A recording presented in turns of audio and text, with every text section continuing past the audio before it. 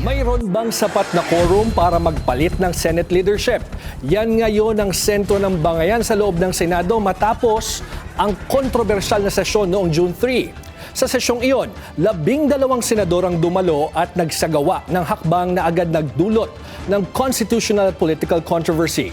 Idineklara nilang bakante ang lahat ng posisyon sa Senado, kabilang ang Senate President. Pagkatapos nito, inihalal si Senator Sherwin Gatchalian bilang Senate President pro tempore kasama ang iba pang opisyal ng Senado. Pero hindi ito kinikilala ng kampo ni Senator Alan Peter Cayetano. Naninindigan si Cayetano na siya pa rin ang lehitimong pinuno ng Senado dahil ayon sa kanyang kampo, walang sapat na quorum nung araw na yon.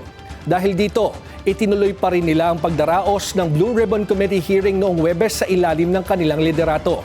Kaya ngayon, hindi lamang usapin ng politika ang pinagdedebatehan.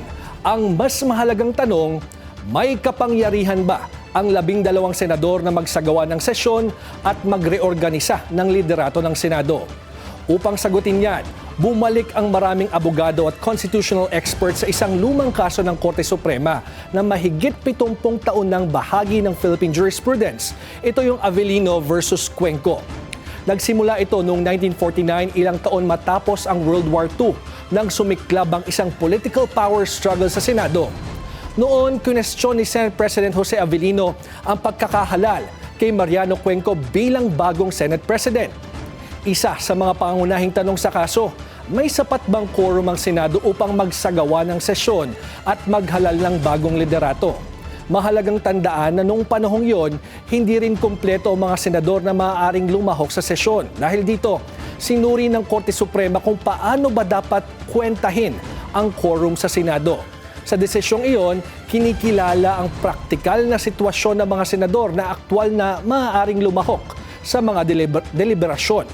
Hindi otomatikong isinama sa quorum count ng isang miyembrong nasa ibang bansa at hindi naman kayang piliting dumalo. Ito mismo yung bahagi ng Avellino versus Cuenco na ngayon ay muling binubuhay ng legal experts upang depensahan ang June 3 session ng Senado. Ayon sa Integrated Bar of the Philippines o IBP, gayon din sa ilang grupo ng law dean, constitutional experts sa batas, hindi dapat basta bilangin ang lahat ng 24 senators kung may mga miyembrong hindi naman maaaring piliting dumalo o hindi aktwal na makakalahok sa sesyon. Ang kanilang argumento, noong June 3, si Senator Ronald Bato de la Rosa ay hindi umano matunton, habang si Senator Jingo Estrada naman ay nasa detention. Kung ibabawas ang dalawang ito, magiging 22 na lamang ang tinatawag nilang available members ng Senado. At kung 22 ang pagbabasehan, ang majority ay 12 senators. Dahil dito, sinasabi nila nga may valid quorum ang Senado at legal na nakapagsagawa ng sesyon ang kapulungan. Ayon naman kay Attorney Mel Santamaria, kapag may valid quorum na, maaaring i-waive ng Senado ang sarili nitong parliamentary rules kung kinakailangan. Sa madaling salita, maaaring isantabi ang ilang procedural rules upang hindi maparalisa ang institusyon. Samantala, ayon naman kay Attorney Benedict Nisperos, kapag may quorum na, may constitutional authority ang Senado na maghalal ng mga opisyal at ayusin ang sarili nitong organisasyon. Anya, hindi maaaring payagan na tumigil ang operasyon ng Senado dahil lamang sa hindi pagdalo ng ilang miyembro. Ngunit, hindi lahat ay kumbinsido dito. Para sa mga kritiko ng June 3 session, malinaw ang nakasaad sa konstitusyon. A majority of each house shall constitute a quorum. At dahil 24 ang senador, ang majority ay 13. Para sa kanila, walang probisyon sa konstitusyon na nagsasabing maaaring bawasan ng quorum dahil lamang sa isang senador na wala, nakakulong o hindi matunton. Ang ilan ding meron ding ilang nagsasabi na hindi dapat gawing pangunahing batayan ng Avellino versus Cuenco dahil iba ang sitwasyon noon at maaaring hindi naman yun mismong controlling doctrine ng kaso. May iba pang nagsasabing kung sakaling may bisa man ng Avellino, limitado ito sa sitwasyon noong 1949 at hindi basta-bastang maia-apply sa current Senate. Sa madaling salita, dalawang pananaw ang naglalaban. Yung una, yung functional approach.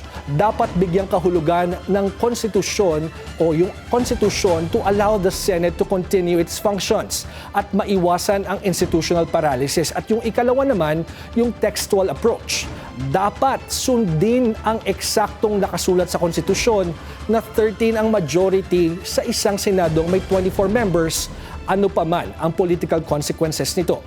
Sa huli, trabaho ng Senado ang nabibinbin sa panahon ng ganitong usapin. Taong bayan pa rin ang talo dahil sa nasasayang ang pera ng bayan kapag walang nagagawa ang Senado dahil sa bangayan nila. Nananatili pa rin ang krisis at may napipinto pang impeachment trial laban kay Vice President Sara Duterte. Ano kaya ang mananaig? Yan ang aabangan natin sa pagpapatuloy ng Senate serye.